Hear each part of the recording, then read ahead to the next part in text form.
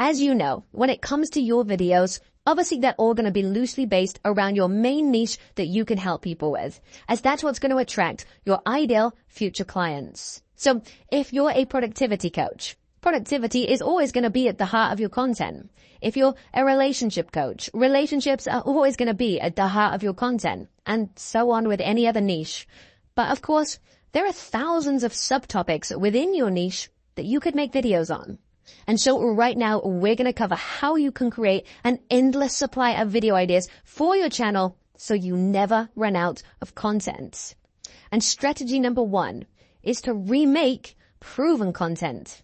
What you do here is go to all the big channels in your niche, your competitors essentially, and sort their videos by most popular.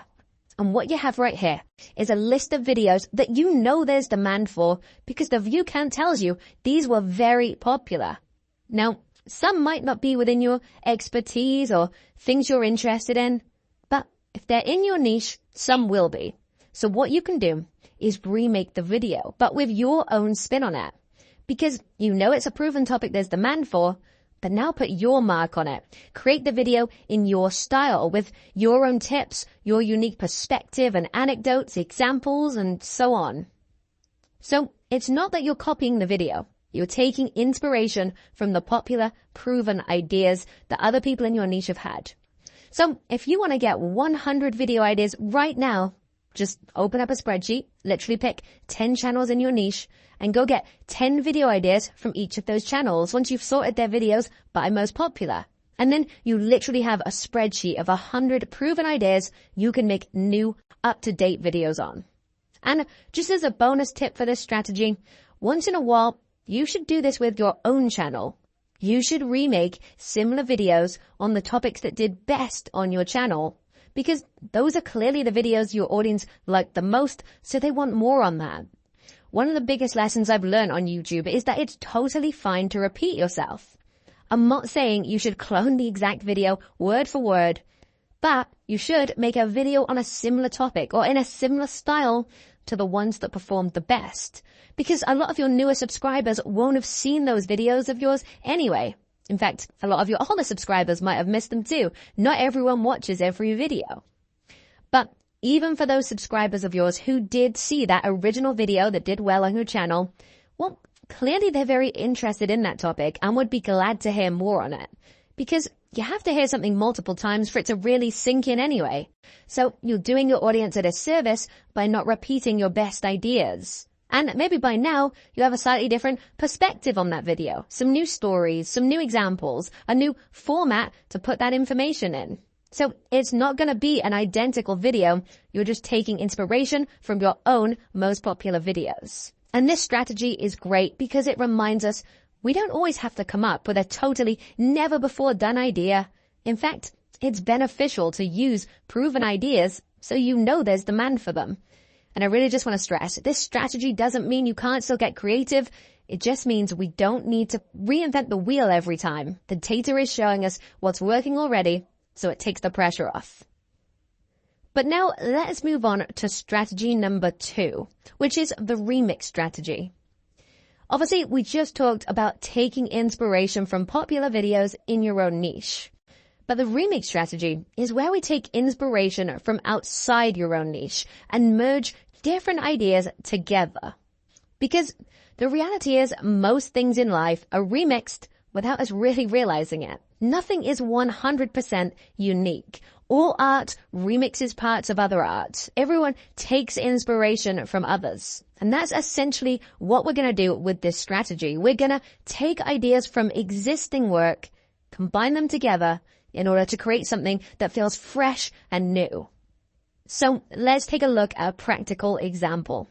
In the last training, I gave an example of the channel Charisma on Command, who teach charisma by analyzing clips of celebrities in interviews. But perhaps you're in a niche where you could take that core concept of analyzing clips of famous people, but instead of analyzing why they're being charismatic, you could analyze that from the perspective of your own niche. The other example I gave in the last training was Simple Pickup. Well, they've openly admitted that one of their most popular series, where they used to interview women at night outside of bars talking about slightly controversial topics, Well, that was just a remix of an even older channel called Kasim G, who used to interview people on the beach in California around similar kind of topics. So they just took an element of that, but remixed it to form something new and something within their niche. A final example. Let's say you quite like the videos I've made talking about business lessons from characters in movies or TV shows. But let's say you're in the fitness niche. So maybe what you could do is remix the idea of lessons from movies or TV show characters, but instead you do a series looking at what workout routine you'd need to do to get the body of those famous characters. Of course, these are just random examples. But if you approach it in this way and deliberately venture outside your niche into other areas of content, it's surprising how you can get a supply of totally fresh ideas you can bring to your own niche, so you're not just doing the same things everyone else is doing. You're like a YouTube scientist, extracting an element from one niche and applying it to your own niche in order to create some unique infotainment. So even though you're getting the idea from elsewhere, you're still making something original, which is going to massively help you stand out from everyone else in your niche. Of course, the specific elements you actually decide to remix could be related to the style of editing, the format of the video, the presentation style. The possibilities are endless, but the more creative you get with this, the better.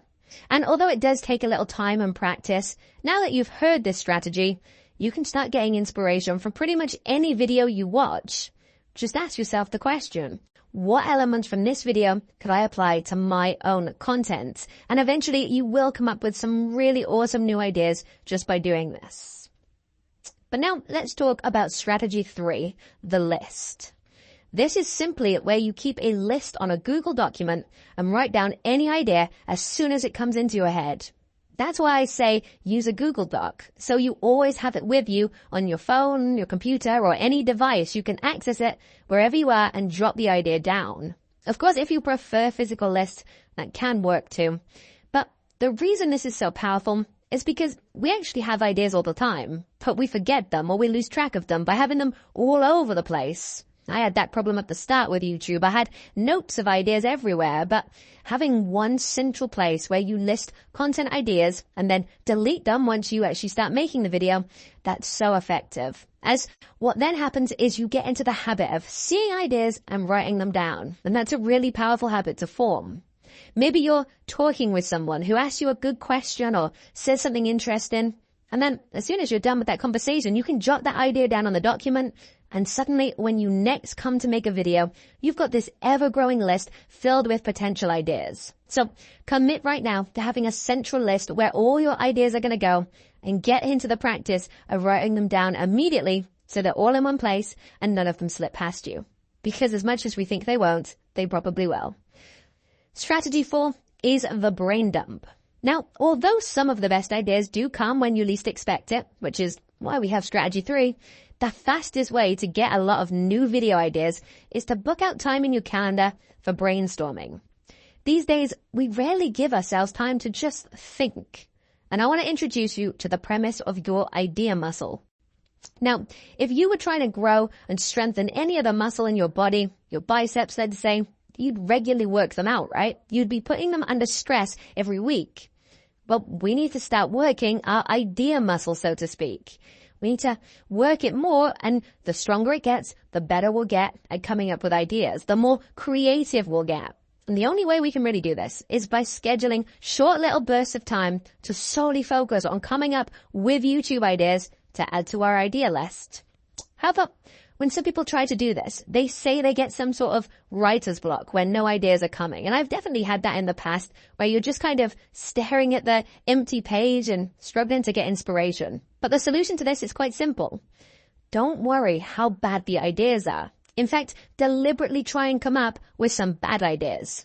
Because the more bad ideas you come up with, the more good ones that come along as well. Every bad idea is another step towards a really good idea. And when you remember this simple concept, it removes all creative pressure that you've been putting on yourself. So I recommend when you do block out some time to do this brainstorming, set yourself a goal of a minimum number of ideas you have to write down so that you're not trying to come up with that one perfect idea. But instead, you're just letting the ideas flow freely, and then you can cut the list down at the end so you're just left with the good ideas, the gold. But it all begins by scheduling time to just brainstorm and mind splurge ideas like this, because that allows you to go down the rabbit hole where one idea leads to another and then another related idea, and suddenly you've written out an entire month of videos. Don't underestimate the power of this. And if you're still struggling to come up with ideas, you can experiment with walking outside in the fresh air whilst you're thinking of ideas, or listening to music without lyrics, anything that can help you get those creative juices flowing. But now let's move on to the fifth strategy, asking the audience. Rather than doing all the work yourself, you can literally ask your audience, what do you want to know? What do you want help with? Because then everything they ask is a new idea you can create a video on. And this works really well because you know so much on your niche that it's sometimes difficult to put yourself in their shoes when they're just starting out at the beginning and understand exactly what their frustrations and challenges are right now. But if you just ask them and read your comments, you'll find plenty of great video topics because every question they ask can be a new video. Because, if one person had that question, I guarantee some other people out there have the same questions as well. And if you have a very small audience right now, if you literally are just getting started with your YouTube channel, you can just go to other channels in your niche and see what their audience are asking in the comments. Because if you can be the one to make a video answering their burning questions, it really helps position you as the expert and authority on that subject, and also helps you create some very searchable content in the process. Because if those people were asking those questions in the comments, at some point when that large creator doesn't actually respond to them, they're going to have to go searching for the answer. And then they'll come across you. And I guarantee lots of other people will be searching those kind of questions too. So it can give you a lot of inspiration just by literally asking the audience or seeing what other people's audiences are asking and wanting. But then let's move to the final strategy I'm going to give you for coming up with an endless supply of awesome ideas. And strategy 6 is to look at classic video formats and insert your knowledge and niche. Because even with these 5 prior strategies, it can still be kind of daunting to feel like you have to keep creating ideas. But the reality is you don't. There are many classic formats of content, and you can essentially plug your knowledge into these video formats and have new content ideas. Let's talk through some of these. Number 1 is list content, which is like the top 10 something, 4 reasons why something. And this is really powerful for a few reasons. Firstly, because it's both easy to make and easy to follow along with. There's a very clear structure to it, which just makes everything much simpler, both from your perspective and from your audience's perspective. But also, list content can be quite intriguing. If I did a video on 3 things you need to know about YouTube, well, anyone trying to grow a YouTube channel wants to know, well, what are the 3 things? And then once they've heard the first thing, it's created this open loop in their brain where they just kind of need to know what the other 2 are as well. So it's easy to get people watching lots of your content this way, and you can create lists around pretty much anything. If you're teaching people about weight loss, you can do top 3 weight loss myths. If you're teaching people how to get matches on Tinder, you can do the 5 best opening lines on Tinder. It really is a popular but very simple and effective format. So I would consider how you can plug in your own knowledge and niche into a list format. Another popular format is how-tos or guides and tutorials. And this is great for coming up with super searchable content, which we'll get into later. But this is where you create content answering something very specific or how to do something in particular. So you essentially ask yourself, what individual questions do people have about the topic I teach? And then you go and make a video on each of those questions. Now, on our infotainment scale, this will be heavier on the information side of things, but still don't neglect to add some entertainment in to stand out from everyone else who's just giving dry information and cold hard facts. But again, this is a really useful format, and if you are struggling to think of things, that previous strategy about asking the audience will really help you come up with some good how-to content. A third format that's obviously very popular is vlogs and behind-the-scenes footage. A big mistake people make, though, when they're starting off with their YouTube channel is jumping straight into doing vlogs of their life. Because the harsh truth is that at the beginning, people really aren't that interested until they already know you. So vlogs and behind the scenes stuff should be sprinkled in once you have a bit of an audience to help form a stronger connection with them, to show them kind of behind the curtain, so to speak, of, who you really are, your actual life. I think that's a good idea. But don't begin when you're first starting out your channel by vlogging your life, as people have no real incentive to watch vlogs of someone they don't know. We need to lead with something valuable for them first. But I just wanted to mention this because it is a popular format and there's no reason that later down the line you can't be doing that. But it's great because you don't really need to come up with a video idea. You can just think in terms of the format. You can go, right, I'm going to do a vlog video today and just kind of document what you're doing. Now, we could go on all day here with these different formats. There's collaborations and interviews, compilations, reaction videos. There's a lot of proven formats that you see all the time on YouTube that you can utilize. Just by browsing YouTube, you'll find plenty of these formats that are regularly used.